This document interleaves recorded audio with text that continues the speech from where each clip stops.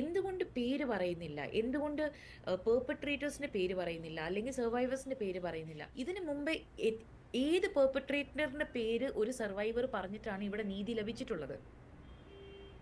എന്ത് എക്സാമ്പിൾ പറഞ്ഞിട്ടാണ് നിങ്ങൾ നമ്മളെ വിശ്വാസത്തിലെടുത്ത് അത് പറയൂ എന്ന് പറയുന്നത്? ഒരു കേസ് അങ്ങനെ പറയൂ നമ്മളോട്. ഇപ്പോൾ ഇതിൽ പരാമർശിക്കപ്പെട്ട പലരുടെയും പല കുറ്റകൃത്യങ്ങളുടെയും പിന്നിൽ ആരാണത് ചെയ്തത്?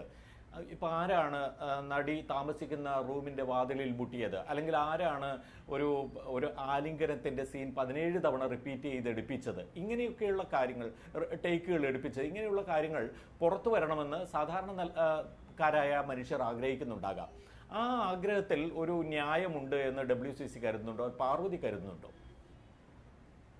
WCCക്ക് വേണ്ടിയും പാർവതി എന്ന നിലയിലും എനിക്ക് പറയാനുള്ളതാണ്, WCC ഈ കമ്മിറ്റി രൂപീകരിക്കണമെന്ന് ആഗ്രഹിച്ചതിൽ രണ്ട് കാര്യങ്ങളുണ്ട്. ഒന്നെന്ന് പറയുന്നത്, നമ്മൾ കാലാകാലങ്ങളായിട്ട് പറഞ്ഞു വന്ന കാര്യങ്ങൾ, WCC ഒക്കെ രൂപീകരിക്കുന്നതിന് മുമ്പും പല ഇന്റർവ്യൂകളിലും നമ്മൾ അവിടെ ഇവിടെയും തൊട്ടും പറഞ്ഞു പോയിട്ടുള്ള കാര്യങ്ങൾ നമ്മൾ പറയുന്ന സമയത്ത് തന്നെ, ഓ അത് ഗോസിപ്പാണ്, അത് വെറുതെ പറയുന്നതാണ്, അങ്ങനെയൊന്നും ഉണ്ടാവില്ലെന്നേ എന്ന് പറഞ്ഞ് തള്ളിക്കളയലാണ് എപ്പോഴും നടന്നിട്ടുള്ളത്.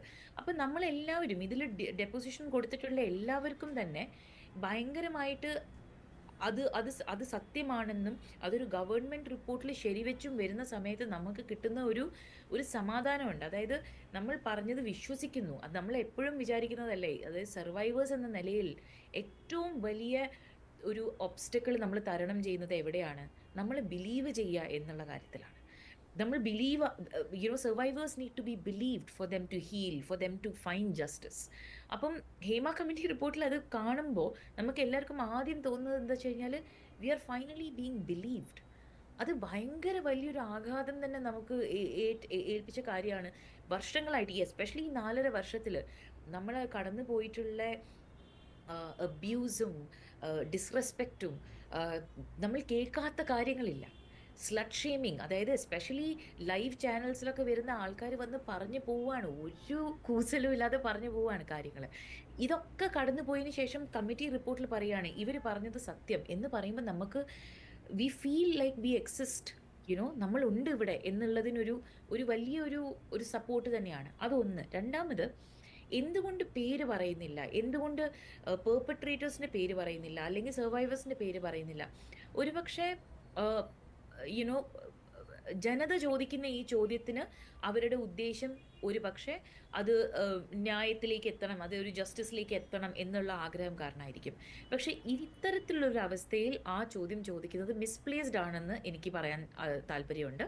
കാര്യം ഫോക്കസ് അതിലേക്കല്ല ആദ്യം പോകേണ്ടത്. അത് നമ്മൾ ഇനിയും സംസാരിക്കേണ്ടത് ഗവൺമെന്റും പോലീസും എന്താണ് ആ സ്പേസിലേക്ക് അവർ എന്ത് ആക്ഷനാണ് എടുക്കാൻ താല്പര്യപ്പെടുന്നതെന്നും ഈ എവിഡൻസിന് അവർ എങ്ങനെയാണ് ഹാൻഡിൽ ചെയ്യാൻ പോകുന്നത് എന്നുള്ളതിൽ ഒരു ജനത എന്ന നിലയിൽ ഞാനും നോക്കിക്കാണുന്ന ഒരു കാര്യം. പക്ഷേ നമ്മളുടെ ഫുൾ ഫോക്കസ് ഇതിൽ ഇന്ന കാര്യങ്ങൾ നടന്നിട്ടുണ്ടെന്ന് തുറന്നു പറയാൻ കോൺഫിഡൻഷ്യൽ ആയിട്ട് നമുക്ക് പോയി പറയാൻ ഒരു കമ്മിറ്റി കിട്ടി എന്നുള്ളത് കാരണമാണ് ഇത്രയും സ്ത്രീകൾ അവിടെ പോയി പറഞ്ഞിട്ടുള്ളത് തന്നെ. ഇപ്പൊ ആലോചിച്ച് നോക്കുകയാണെങ്കിൽ എത്ര കേസുകളിൽ ഈ പേരുകൾ പുറത്തു വന്നിട്ടുണ്ട്.